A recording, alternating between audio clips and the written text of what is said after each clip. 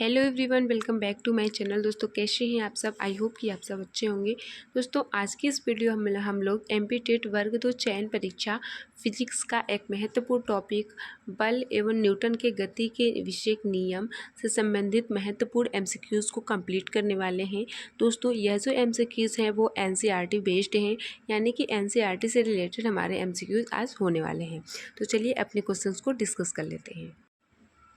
First question है हमारा, निम्नलिखित बलों में से कौन सा बल संपर्क बल का उदाहरण है? दो चुंबकों के बीच लगने वाला चुंबकीय बल।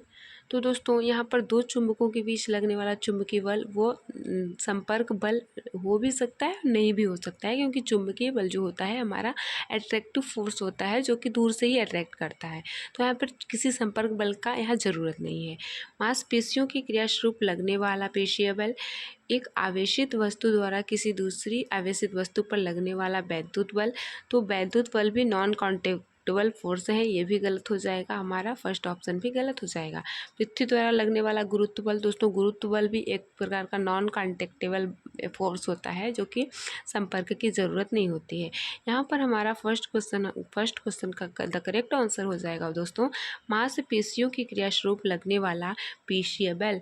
यहाँ पर हमारा सेकेंड ऑप्शन इस करेक्ट हो जाएगा फ्रेंड्स, क्योंकि मांसपेशियों के क्रियास्वरूप लगने वाला बल, क्योंकि हमारी मांसपेशी की यूज होगी और वहाँ पे टच करने का काम होगा, तो यहाँ पर कॉन्टेक्टेबल फोर्स के अंतर्गत आएगा। ठीक है, चलिए नेक्स्ट क्वेश्चन की बात कर लेते हैं दोस्तों।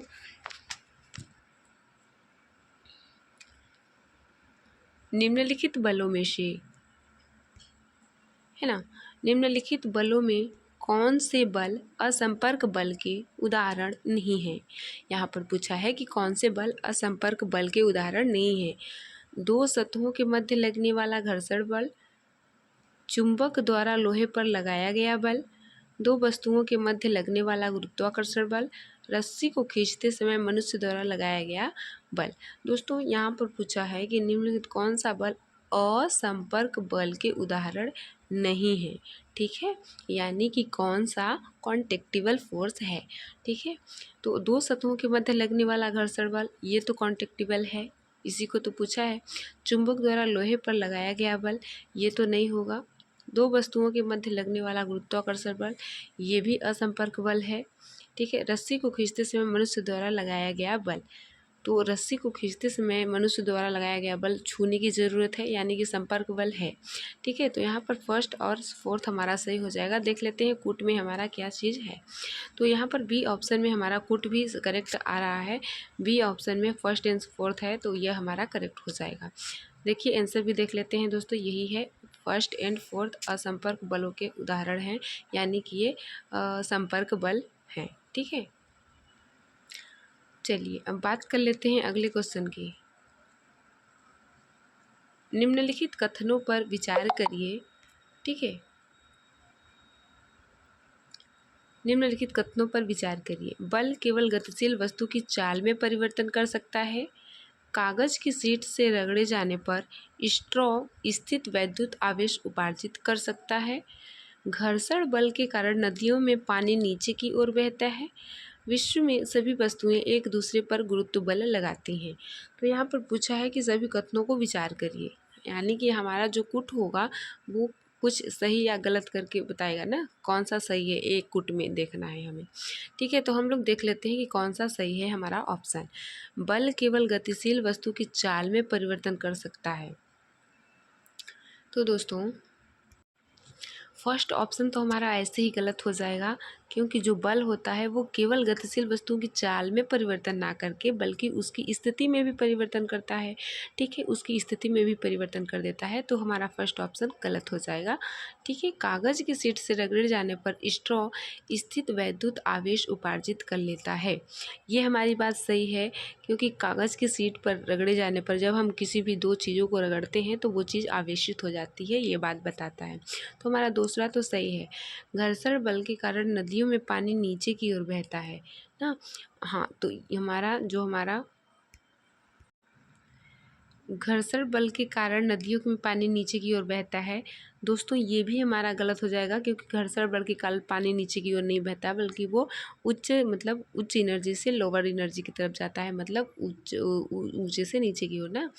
विश्व में सभी वस्तुएं एक दूसरे पर गुरुत्व बल लगाती हैं, ये बात तो हमारी सही है, क्योंकि जो हमारा द्रव्यमान है, एक दूसरा पिंड है, कोई भी ऑब्जेक्ट है दो, तो वह एक दूसरे पर गुरुत्व बल हमेशा लगाती हैं, भले ही उनका प्रभाव नगण्य होता है। तो यहाँ पर हमारा दूसरा और चौथा ऑप्शन करेक्ट है। देख लेते हैं, यहाँ पर बी ऑप्शन हमारा सही हो जाएगा, दूसरा एंड चौथा। ठीक है, चलिए बात करते हैं अगले क्वेश्चन की। निम्नलिखित कथनों पर विचार कीजिए। ठीक है, घर्षण बल गतिशील वस्तु की विपरीत दिशा में कार्य करता है ना। ये बात तो हमारी सही है, क्योंकि जो घर्षण बल लगता है, मान लीजिए वस्तु कोई इधर साइड लग रही है, तो उस सतह के द्वारा जिस पर वो गति कर रही है उसके विपरीत घर्षण बल लगता है, यानी कि गति का विरोध करता है। ठीक है, तो यहाँ पर हमारा ये फर्स्ट तो सही है। किसी वस्तु को त्वरित करने के लिए एक असंतुलित बल की आवश्यकता होती है, ये बात भी हमारी सही है दोस्तों, क्योंकि किसी वस्तु को गतिशील करने के लिए, उसको त्वरित करने के लिए, उसकी स्थिति में चेंज करने के लिए असंतुलित बल की आवश्यकता होती है। जब हमारे किसी पिंड पर संतुलित बल लगता है तो वो स्थिर रहती है, लेकिन जब उस पर कोई असंतुलित बल लगाया जाता है तो वो गति अवस्था में या फिर त्वरित अवस्था में आती है। तो यहाँ पर हमारे दोनों ही बात सही हैं। ठीक है, तो यहाँ पर पूछा है कि कौन से सही है, तो हमारा C option is the correct हो जाएगा फ्रेंड्स। फर्स्ट एंड सेकेंड दोनों ही हमारे करेक्ट हो जाएंगे यहाँ पर।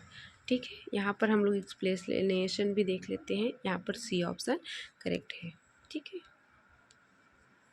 निम्नलिखित कथनों पर विचार करिए।